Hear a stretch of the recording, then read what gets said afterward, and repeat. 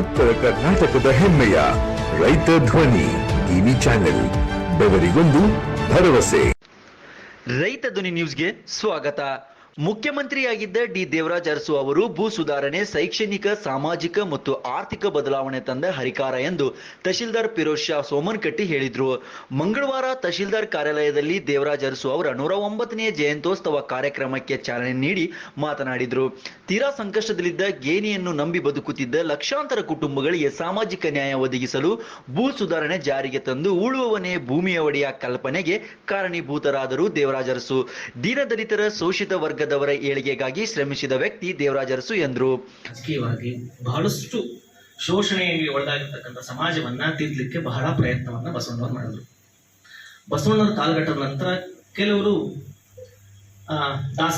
ದಾಸ ಸಾಹಿತ್ಯ ಅಂತ ನಮ್ಮ ಪರಂಪರೆ ಬರ್ತದೆ. ಆ ಕಾಲದಲ್ಲೂ ಕೂಡ ಬಹಳಷ್ಟು ನಮ್ಮ ಸಮಾಜದ ಅಂಕುಡೊಂಕುಗಳನ್ನ ತಿದ್ದಲಿಕ್ಕೆ ಪ್ರಯತ್ನಗಳಾಗಿವೆ.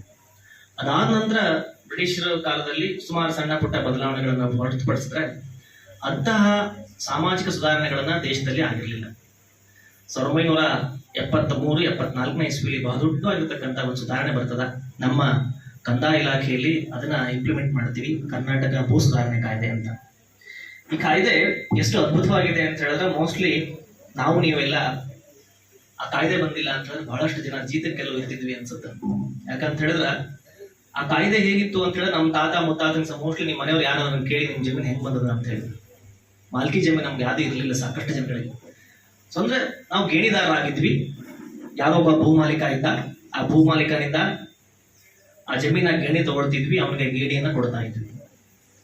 ನಿಮ್ಗೆ ಓನರ್ಶಿಪ್ ಇರಲಿಲ್ಲ. ಕಾಲಂ ನಂಬರ್ 9 RTC ಬರ್ತದ, ಅದರಲ್ಲಿ ಕಾಲಂ ನಂಬರ್ 9 ಹೆಸರಿರಲಿಲ್ಲ. 12ರಲ್ಲಿ ನಿಮ್ಮನ್ನ ಗೇಣಿದಾರ ಅಂತ ಹೇಳಿ ಗುರುತು ಮಾಡ್ಕೊಂಡು ಇಟ್ಕೊಂಡಿದ್ರು. ಅದರಲ್ಲಿ ಬಹಳಷ್ಟು ಕಾಗೋಡು ಹೋರಾಟಗಳನ್ನೆಲ್ಲ ಕೂಡ ನೀವು ಇತಿಹಾಸದಲ್ಲಿ ಓದಿರ್ತೀರಿ, ಕರ್ನಾಟಕ ಇತಿಹಾಸ ಓದುವಾಗ. ಆ ಥರದ ಒಂದು ಮಹತ್ವವಾಗಿರ್ತಕ್ಕಂಥ ಸುಧಾರಣೆಯನ್ನ ಮಾಡಿದ್ದವರು ನಮ್ಮ ದೇವರಾಜ ಅರಸು ಅವರು. ಅದೇ ಮುಖ್ಯೋಪಾಧ್ಯಾಯ ಜೀವರಾಜ್ ಛತ್ರದ್ ಮಾತನಾಡಿ, ಡಿ ದೇವರಾಜ ಅರಸು ರಾಜ್ಯ ಕಂಡ ಶ್ರೇಷ್ಠ ಸಾಮಾಜಿಕ ಸುಧಾರಕರು. 2 ಬಾರಿ ಮುಖ್ಯಮಂತ್ರಿಯಾಗಿದ್ದು ಅಧಿಕಾರಾವಧಿಯಲ್ಲಿ ಅನೇಕ ಸುಧಾರಣೆಗಳನ್ನು ತಂದರು. ಬಡತನ ನಿರ್ಮೂಲನೆ ಅವರ ಮೊದಲ ಆದ್ಯತೆ. ಉಳುವವನಿಗೆ ಭೂಮಿ, ಹಾವನೂರು ಆಯೋಗದಂತಹ ಪ್ರಮುಖ ನಿರ್ಧಾರಗಳ ಪ್ರತಿಫಲ ಇಂದಿನ ಪೀಳಿಗೆಗೆ ಸಿಗುತ್ತಿದೆ. ಗೇಣಿ ಹೋರಾಟದ ಅನುಷ್ಠಾನ ಆಗದಿದ್ದರೆ, ಹಿಂದುಳಿದ ವರ್ಗಗಳ ಕಲ್ಯಾಣಕ್ಕಾಗಿ ಹಾವನೂರು ಆಯೋಗ ರಚಿಸದಿದ್ದರೆ ಈವರೆಗೂ ಬಹುಸಂಖ್ಯಾತರಿಗೆ ನ್ಯಾಯ ಸಿಗುತ್ತಿರಲಿಲ್ಲ ಎಂದರು. ಆ ದೇಶವನ್ನು ಆಳುವ ದೊರೆಗಳ ಮೇಲೆ ಇರ್ತಕ್ಕಂಥದ್ದನ್ನು ನಾವು ಹೇಳ್ತಿದ್ದೇವೆ. ಅದೇ ರೀತಿ as the leader so is the followers ಅಂತ ನಾವು ಮಾತನ್ನ ಹೇಳ್ತಿದ್ದೇವೆ. ಅದೇ ರೀತಿ ಆಳುವವರ ಯೋಚನೆಗಳು ಮತ್ತು ಯೋಜನೆಗಳು ಸರಿಯಾಗಿರಬೇಕು. ಇಲ್ಲದ್ರೆ ಬಹಳ ಕಷ್ಟ ಆಗುತ್ತೆ. ಹುಚ್ಚು ದೊರೆಗಳು ಸೇರಿರ್ತಾರೆ ಕೆಲವು ಸಾರಿ, ಅಂತರಿಂದ ಇಡೀ ಜನರಿಗೆ ಕಿರಿಕಿರಿ ಆಗುತ್ತೆ ಅಂತಕ್ಕಂಥದ್ದು.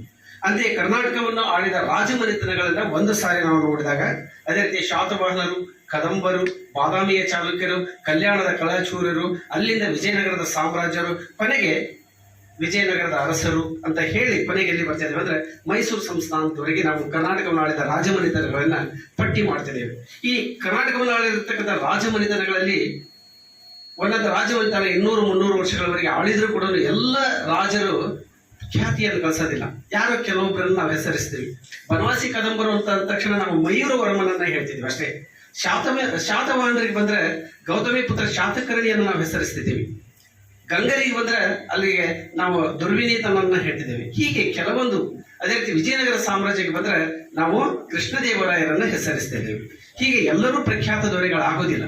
ಅದೇ ರೀತಿ ಈ ಒಂದು ವಿಚಾರಕ್ಕೆ ಬಂದ್ರೆ, ಇತ್ತೀಚಿನ 1947ಕ್ಕೆ ಇತ್ತೀಚೆಗೆ ಬಂದ್ರೆ ಈ ಪ್ರಜೆಗಳಿಂದ ಹಿಂದುಳಿದ ವರ್ಗಗಳ ಕಲ್ಯಾಣಾಧಿಕಾರಿ CB ಪ್ರಸಾದಿ ಮಠ್ ಪ್ರಾಸ್ತಾವಿಕವಾಗಿ ಮಾತನಾಡಿದರು.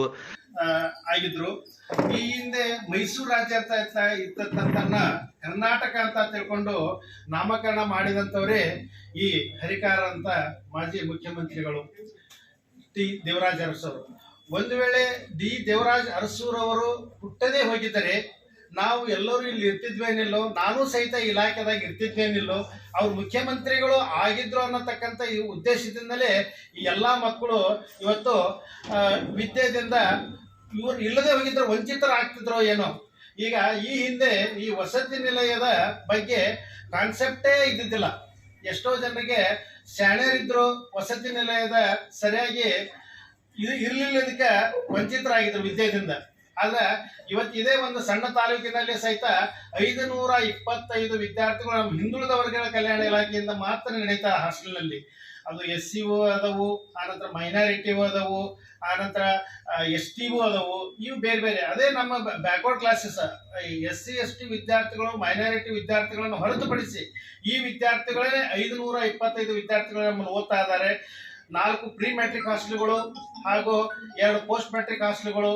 ಈಗ ಪರ್ಟಿಕ್ಯುಲರ್ ಆದ್ರಾಗ ಹೆಣ್ಮಕ್ಳಿಗಂತೂ ಇದೇ ಬ್ಯಾಡಗಿ ತಾಲೂಕಿನ ನಮ್ಮ 2 ಹಾಸ್ಟೆಲ್ಗಳು ಇದ್ದು ಎಷ್ಟೊಂದು ರಶ್ ಐತಂದ್ರ ಆ ಮಕ್ಕಳು ಇವತ್ತಿಗೆ ನಾವು ಒಂದು 25 ಸೀಟ್ ತಗೋಬೇಕಂದಪ್ಪ ಅಂದ್ರ 200-300 ಅರ್ಜಿ ಹಾಕ್ತಾ ಇದಾರೆ. ಅಷ್ಟರ ಮಟ್ಟಿಗೆ ಇವತ್ತು ವಸತಿ ನಿಲಯದಲ್ಲಿ ನಮ್ಗೆ ಅಷ್ಟೊಂದು ಬೇಡಿಕೆ ಇದೆ. ಆನಂತರ ಇವತ್ತು ಸರ್ಕಾರದಿಂದ ಸಾಕಷ್ಟು ಸೌಲಭ್ಯಗಳದು. ಹಿಂದಿನ ವಸತಿ ನಿಲಯಗಳಿಗೂ ಇವತ್ತಿನ ವಸತಿ ನಿಲಯಗಳನ್ನು ನಾವು ಕಂಪೇರ್ ಮಾಡಿದ ಬಹಳಷ್ಟು ವ್ಯತ್ಯಾಸಗಳದವು. ಕಾರ್ಯಕ್ರಮದಲ್ಲಿ ಪುರಸಭೆ ಸದಸ್ಯರಾದ ಕವಿತಾ ಸೋಪಿಮಠ್, ಗಾಯತ್ರಿ ರಾಯ್ಕರ್, ಪಕ್ಕೀರಮ್ಮ ಚಲವಾದಿ, ಶಂಕರ್ ಕುಸ್ಗೂರ್, ಅಕ್ಷರ ದಾಸೋಹ ಅಧಿಕಾರಿ ತಿಮ್ಮಾರೆಡ್ಡಿ, ಸಮಾಜ ಕಲ್ಯಾಣಾಧಿಕಾರಿ ಜಿ ದೊಡ್ಡಬಸವರಾಜ್, MV ಚವ್ಹಾಣ್ ಹಾಗೂ ವಿದ್ಯಾರ್ಥಿಗಳು ಸೇರಿದಂತೆ ಇತರರು ಉಪಸ್ಥಿತರಿದ್ದರು.